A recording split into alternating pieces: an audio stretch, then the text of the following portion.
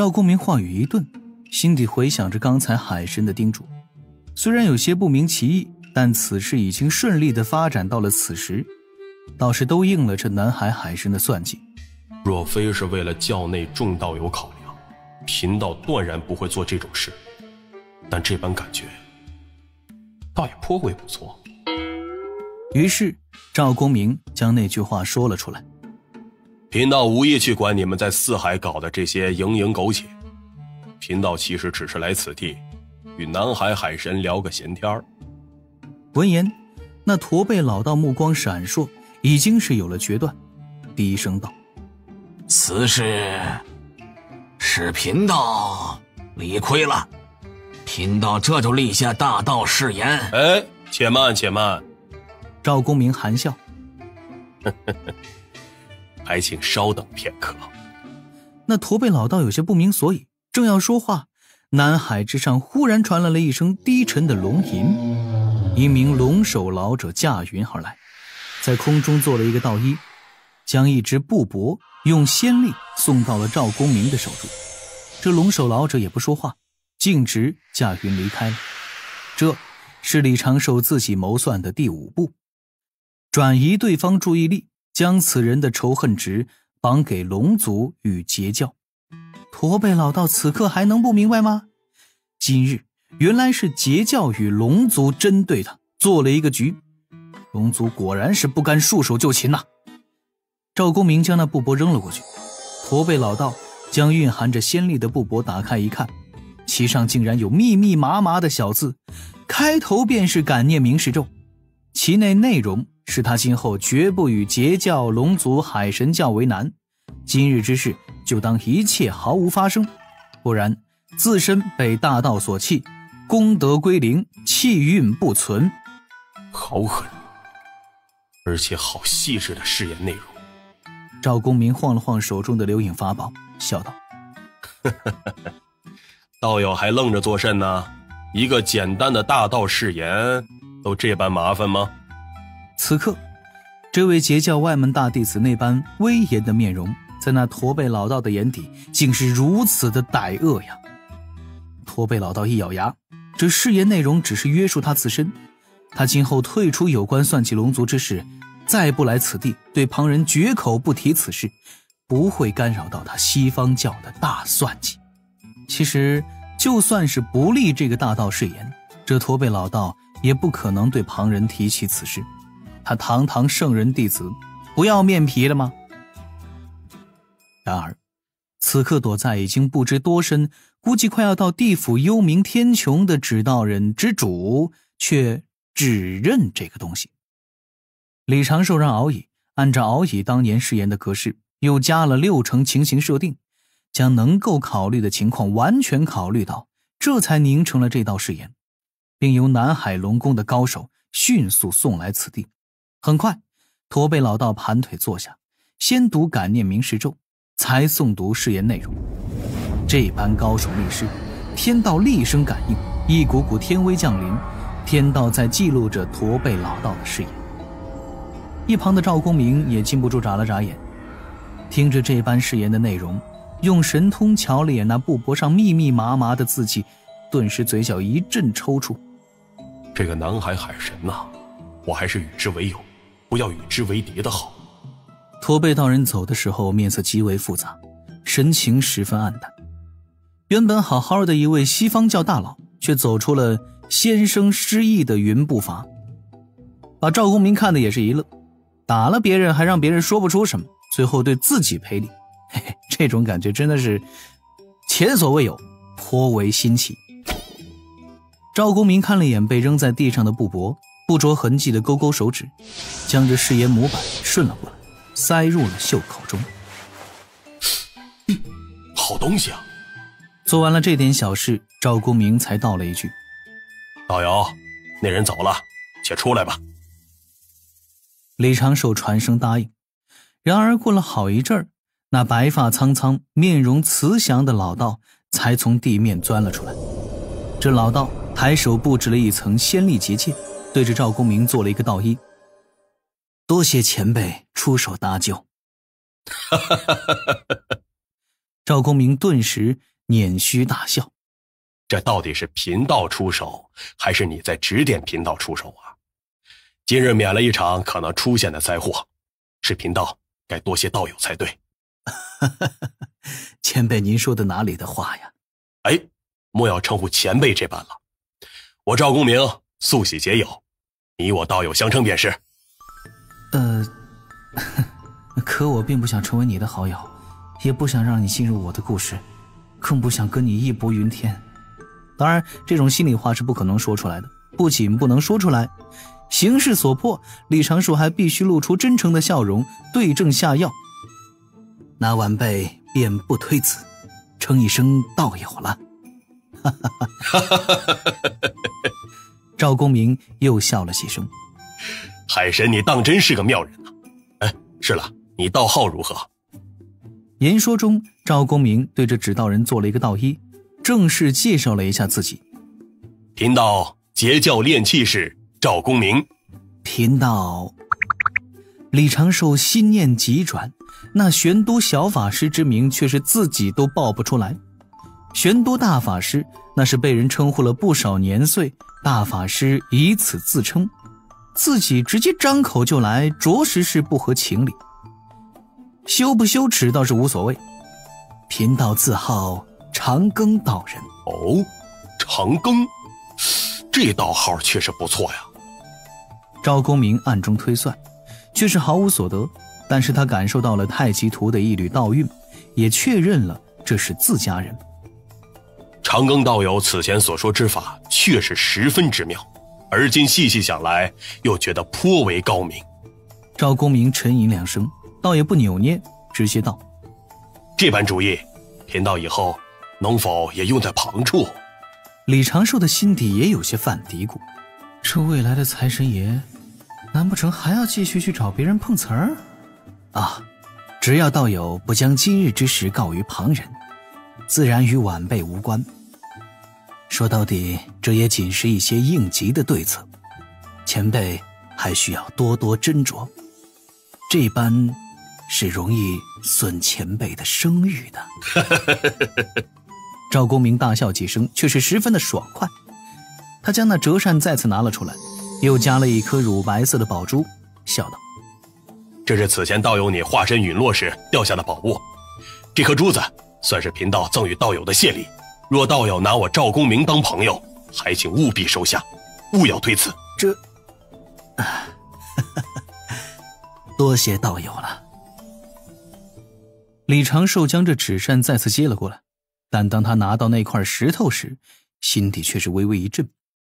混沌灵石，这可是混沌海中才可以寻到的宝物，可以用以炼制后天灵宝，也可以直接将其炼化作一颗混元宝珠，用以阴人、偷袭、砸灵根核桃。只能说赵大爷不愧是赵大爷，后天灵宝宝材都能够随随便便的送人。这要是遇到了截教门内大弟子多宝道人，那岂不是……当然了，能不遇到还是别遇到了。道友，李长寿正色道：此前只是贫道言说了海神教为何能够香火鼎盛的部分之秘，其实还有一样重要的事物。哦，赵公明背起手来，笑骂了一声：嘿，道友你还敢私藏你？此前我与道友并不算熟悉，也不敢多说呀。也对。赵公明摆摆手，很快就点头道了一句：此时啊，咱们也算一同处过事，共过患难，这也是交情不浅了。这果然是有毒师妹的同款套路。不过有毒师妹喜欢自己瞎想，这位大佬有修为宝物傍身，随口就说了出来。罢了，不能多说。再说万一被拉着神庙结义，那就麻烦了。当下李长寿将当初赠给玉帝的那一本海神教教义精装版又拿了出来，捧给了赵公明。这教义的内容就是如何劝凡人行善，如何让教众积极生活。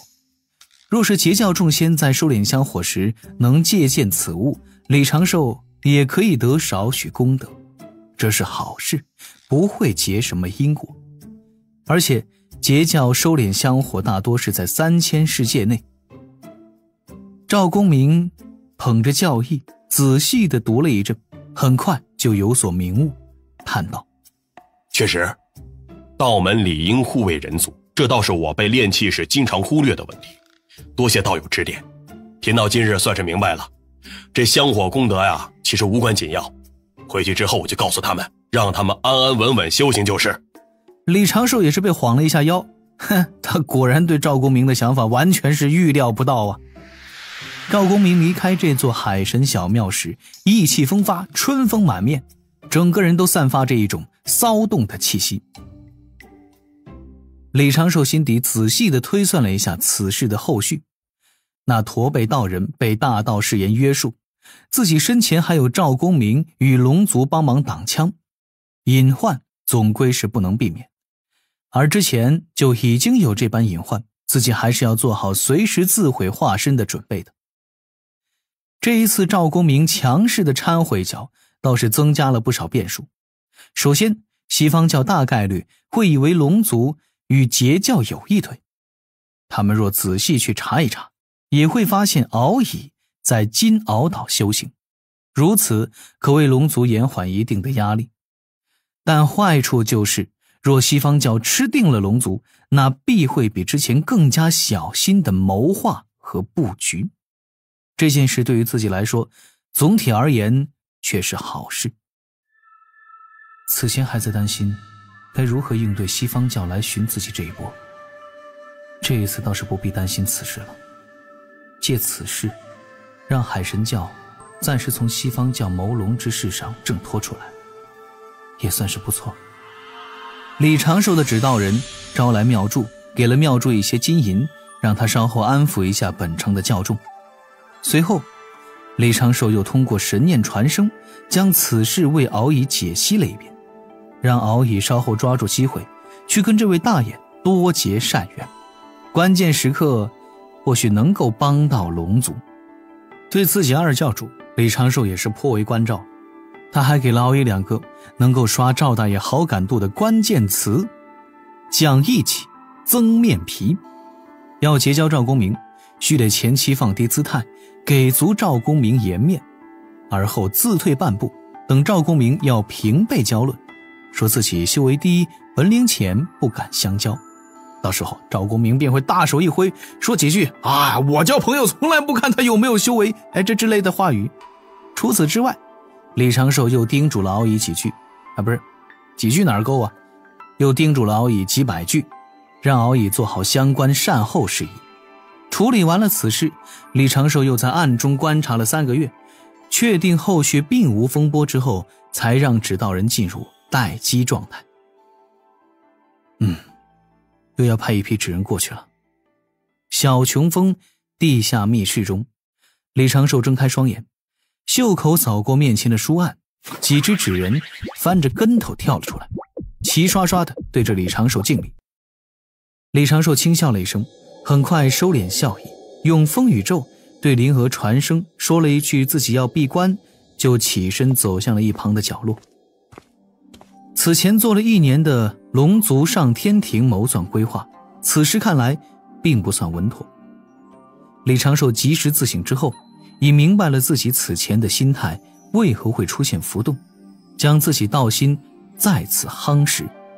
接下来还要补充，关键时刻大法师会不会现身，其他2教高手会参与进此事等几种情况下，事态可能会出现的不同发展路线。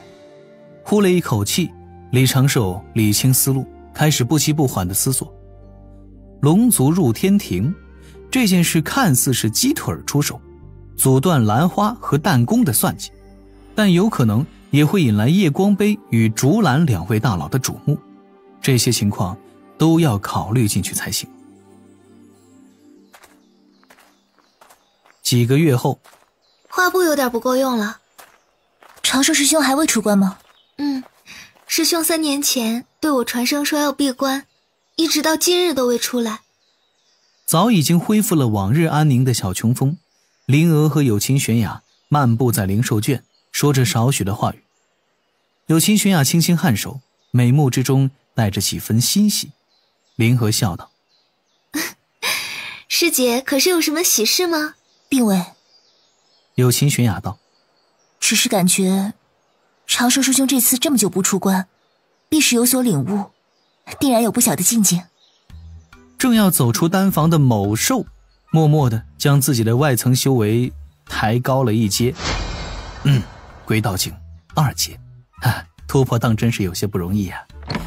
随后李长寿漫步踏出丹房，忍不住抬手打了一个哈欠，看了几眼周围挂着的侧杆石，散掉了丹房外围阵法。李长寿本以为自己一出关，师妹就能探查到自己的行踪，不曾想他驾云都到了灵兽圈外面了，这2个正在研究哪一只灵兽中暑了的靓妹完全没有发现他的身形。是我开了前宗法术吗？李长寿自查了一下状态，很快就摇摇头，给师妹记上了稳字经300遍，稍后与他默背3000一同进行。